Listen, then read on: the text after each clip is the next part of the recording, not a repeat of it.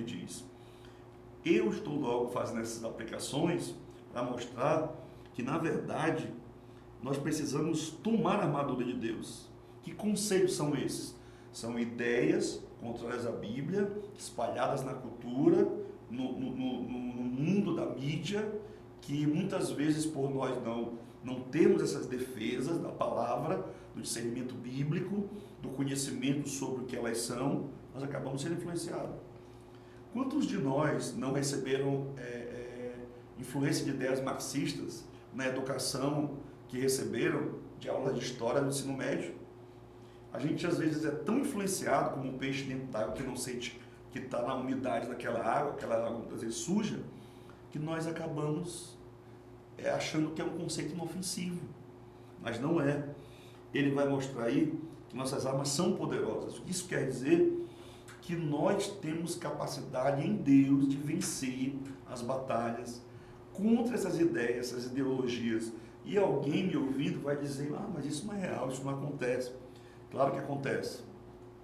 Desde a década de 60, começou-se o que nós chamamos de revolução sexual, uma espécie de tentativa de destruir os padrões de moralidade. Incrível que o grande inimigo hoje é a moralidade cristã.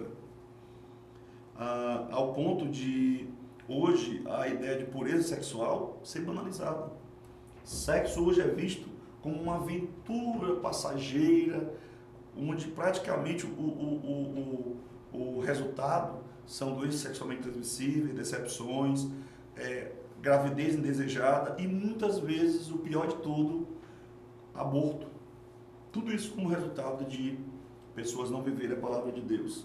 Mas nós, como cristãos, temos que entender que nós temos a palavra para anular o mal, para destruir essas ideias, para vencer esse reino das trevas, onde o diabo, muitas vezes usando uma mentalidade. E aqui eu tenho uma afirmação para fazer para vocês, que é uma aplicação. Uma das maiores estratégias do diabo em Gênesis 3, em Mateus 4, Gênesis 3 é Adão e Eva sendo tentados pela serpente, Mateus 4, Jesus Cristo no deserto. Uma das maiores estratégias do diabo chama-se formação de mentalidade. Explique isso para nós, pastor. O que isso quer dizer? A formação da mentalidade acontece quando toda uma geração recebe conceitos e ideias e vive baseado nessas ideias que na verdade são contrárias a Deus. E essa formação de mentalidade acontece como? Eu vou citar alguns exemplos banais do dia a dia para você entender. Quando a nossa geração pensa que não vale mais a pena viver em santidade. Quando o prazer se torna o único padrão para alguém viver. Se me faz bem, não tem problema, posso viver. Quando o amor se divorcia da santidade e da pureza e se torna uma virtude solta. Basta amar, não importa quem, não importa quando, não importa se é homem ou se é mulher, devemos amar e pronto. São ideias que acabam se espalhando em nosso mundo e criando caos, destruição, criando desordem. Nós, ele vai explicar aqui, temos que destruir esses raciocínios falaciosos. Temos que destruir o que ele vai chamar de conselhos e toda altivez que se levanta contra o conhecimento de Deus. O que isso quer dizer, esse texto aqui, de forma específica? Cristão que está me ouvindo, professor, busque o máximo possível de conhecimento sobre a palavra, sobre teologia, sobre apologética, que é a defesa da fé. Hoje nós temos muitos materiais hoje em português muito bons, que você pode mergulhar. Estude seitas e heresias, estude sobre as filosofias hoje, que ele cita aqui, que não dá tempo de nós expormos, mas hoje praticamente a base de muitas das ciências hoje sociais e naturais é exatamente o ateísmo, não crer em Deus, ou se parte da premissa que Deus não existe, da base. Relativismo, não há valores absolutos que eu devo aceitar ou acreditar. O secularismo, que não é só, o irmão trabalha muito, ele é secularista. Secularista é viver para esse mundo. Isso quer dizer secularismo, viver para esse século. Secularista quer dizer deixar a religião à margem. Por exemplo, o argumento usado na pandemia para fechar muitas igrejas foi que a religião não era uma atividade essencial. A igreja não é uma atividade essencial. Esse é um argumento secularista. Esse é o argumento. Religião é uma coisa particular, ciência é uma coisa pública. Isso é um argumento secularista. E ele vai colocar aí também o marxismo.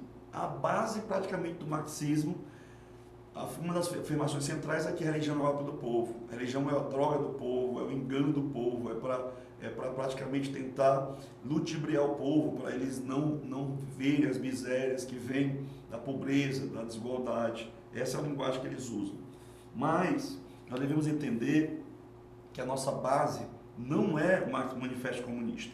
A nossa base não é o livro de Segundo Sexo de Simone de Beauvoir. A nossa base não é o Capital de Marx. A nossa base não é, primeiramente, a Constituição Federal do Brasil. A nossa base primeira, não estou dizendo que a Constituição não é importante, é a Palavra de Deus. Por isso, você que é estudante de História, Filosofia, Sociologia, da parte de Artes, Ciências Naturais, cuidado para você não engolir ciência e as ideias básicas que estão abaixo dela, que são, na verdade, filosofias contrárias à palavra. E por último, ele vai mostrar que a palavra nos torna humilde. Deixa eu tentar ser mais específico com você em relação à transformação que a palavra causa. A palavra transforma nossos pensamentos, a palavra transforma nossas emoções, a palavra transforma nossa vontade, que era cativa pelo mal, a palavra transforma nossas crenças. Você já viu no que a gente acreditava antes de ser crente? A palavra transforma nossos relacionamentos.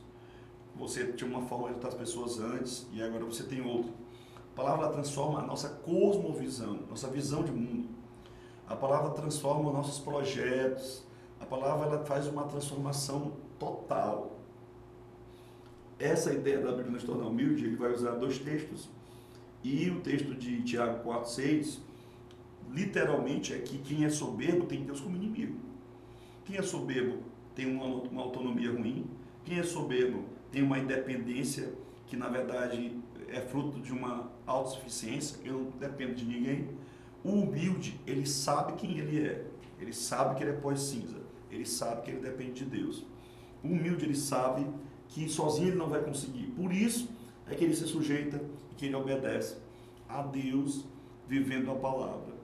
E ele vai mostrar nesse texto que, na verdade, Cristo é o nosso exemplo. O que isso quer dizer? Seja humilde como Jesus é. E o que é ser humilde como Jesus é? Filipenses 2 vai dizer: tem de vós o mesmo sentimento que houve em Cristo Jesus, que sendo em forma de Deus, não ter por usurpação de ser igual a Deus. De forma geral, ser humilde é depender de Deus, vivendo em obediência, sabendo que tudo que temos, que somos, o que fazemos, vem dele. E encerrando aí o ponto 3, no final dessa lição, comentário rápido, a humildade é uma das marcas da santidade. E o que isso quer dizer? Quanto mais humilde, quanto mais santo eu for, mais pecador eu vou reconhecer que eu sou. Quanto mais eu reconhecer que eu sou pecador, mais eu vou viver em dependência de Deus, julgando mais meus próprios erros do que os dos outros, percebendo que eu poderia ter caído se não fosse a graça de Deus, vendo que o outro caiu e que eu preciso viver uma vida de oração, de comunhão e de entrega total. A lição final desse texto experimente o poder da palavra de Deus, seja transformado e viva uma vida de obediência, dependência e humildade, que é isso que Deus tem para você. Espero que você seja abençoado por essa lição. Se inscreva em nosso canal e nós toda semana estaremos comentando a lição e ajudando você em relação ao subsídio da lição de Escola Bíblica Dominical da CPAD. Que Deus em Cristo nos abençoe.